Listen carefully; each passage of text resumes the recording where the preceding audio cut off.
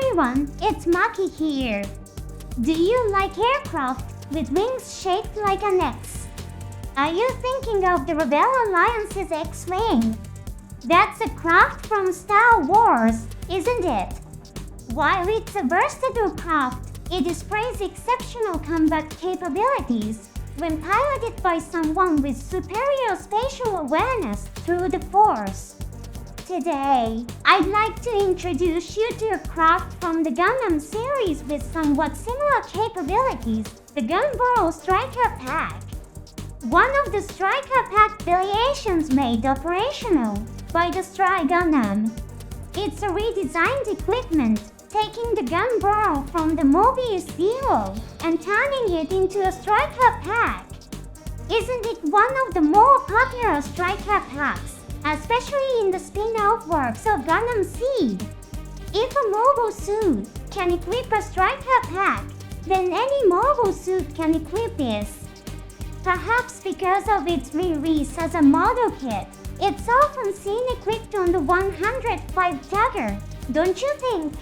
As mentioned earlier, the GUNBARREL Striker is a redesigned equipment of the Mobius Zero's GUNBARREL. However, to freely utilize the GUNBARREL, a unique spatial recognition capability is required.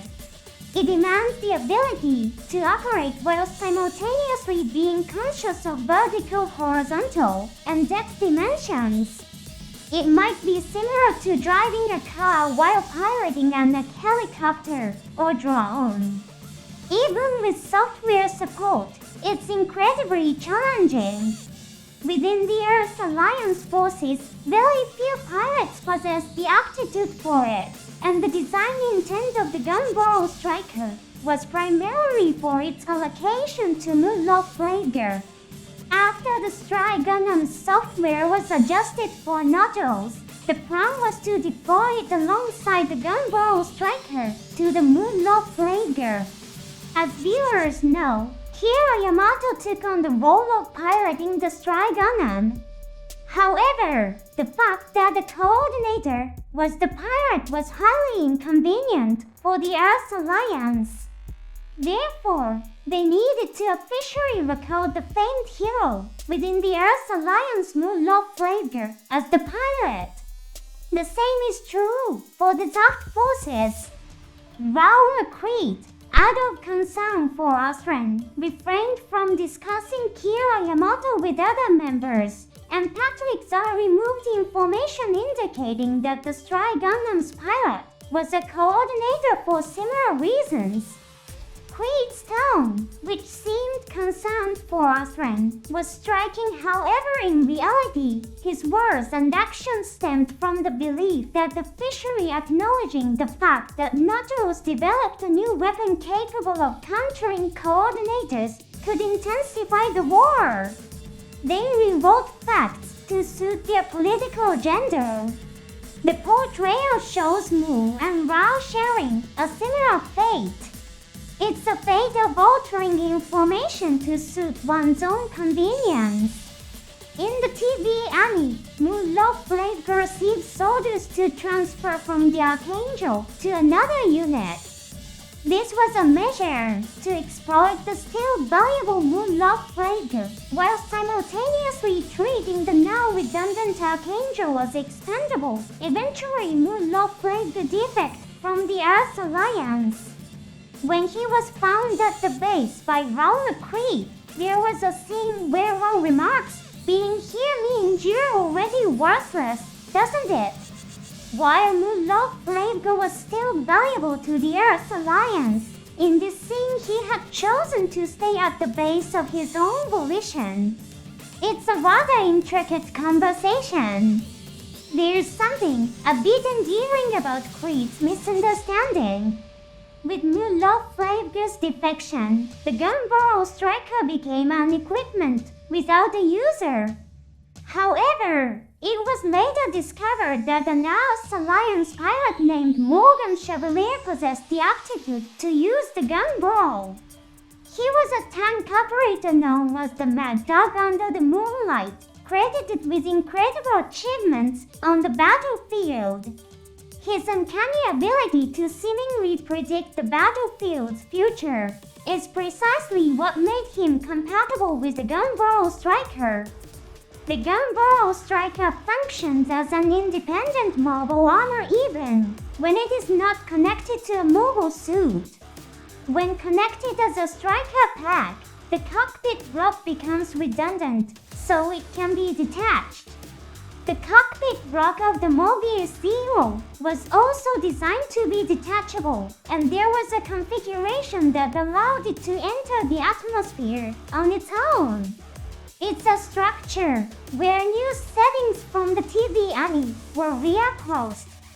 Moreover, technological advancements have led to the miniaturization of parts including the Gunbarrel compared to the Mobius Zero. The Gunbarrel main body is equipped with a railgun, and 2 missiles are added to each Gunbarrel.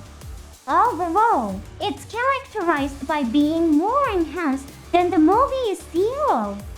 Opinions differ on the railgun equipped on the Gunbarrel. Some sources suggest it's a beam cannon. In the spin-off Versus, Astray uses a beam cannon, while around Cosmic Era 73, beam weapons have become standardized technologically, so it might be good to think that the specifications changed at some point. Elements like the missiles equipped on the Gunbarrel remind us of the Chaos Gundam. Morgan Chevalier also participated in the Battle of Yakindu. It wouldn't be strange if the official records of the Soft Army included the figures of Morgan and the Gunbarrel Dagger, given their dominance as ace pilots.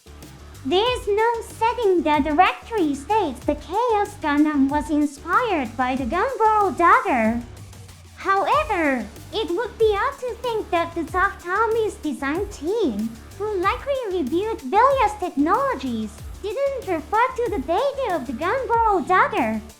By coincidence, perhaps the Proto-Chaos, a prototype of the Chaos Gundam, is equipped with 4 armament pods, similar to the Mobius Zero and Gunbarrel Dagger. How do you see it? Imagining these points is also a fun experience. You can see the exploits of the Gunbarrel Dagger in spin-off works. There are quite a few, given the popularity of the unit.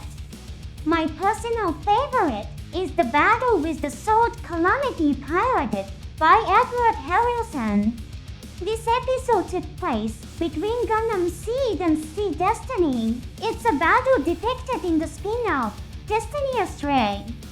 The story revolves around South America, which had been part of the Earth Alliance, challenging the Earth Alliance military to gain its independence.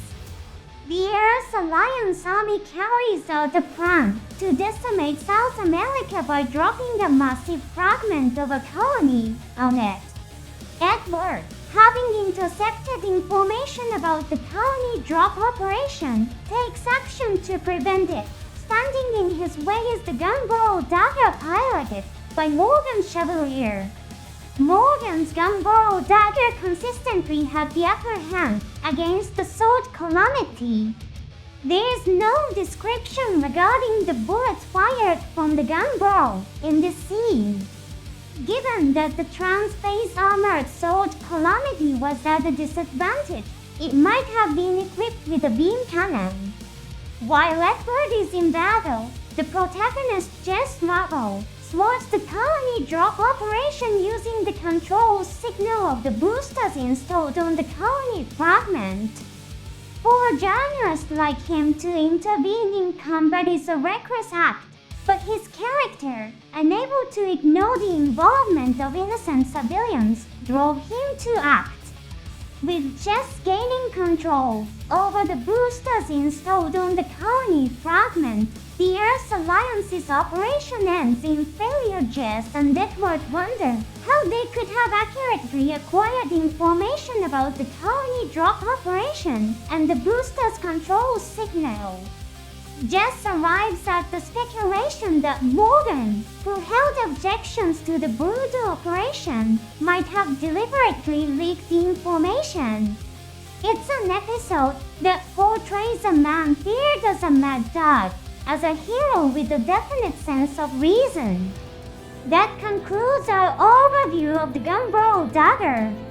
Mobile suits from Gundam Seed, including those that appear in spin-offs, are quite captivating. I'm thinking of introducing their profiles as well. It's intriguing to see their connection with the main story and their technological ties with other mobile suits, isn't it? The 105 Dagger will make an appearance in an upcoming movie. Will the GUNBARREL Dagger also be featured? In the past, in the Zeta Gundam movie, there was a brief scene where mobile suits from the spin-off Advance of Zeta made a short cameo. If you'd like when the movie is released, you might want to look out for the presence of the GUNBARREL Dagger. Now please hit that subscribe button and equip your GUNBARREL Striker. Press the like button to deploy your GUNBARREL. By clicking the bell button, you can fire the railgun and beam cannon. Tonight, you are the mad dog. No one can stop you until next time. I'll see you in the next episode.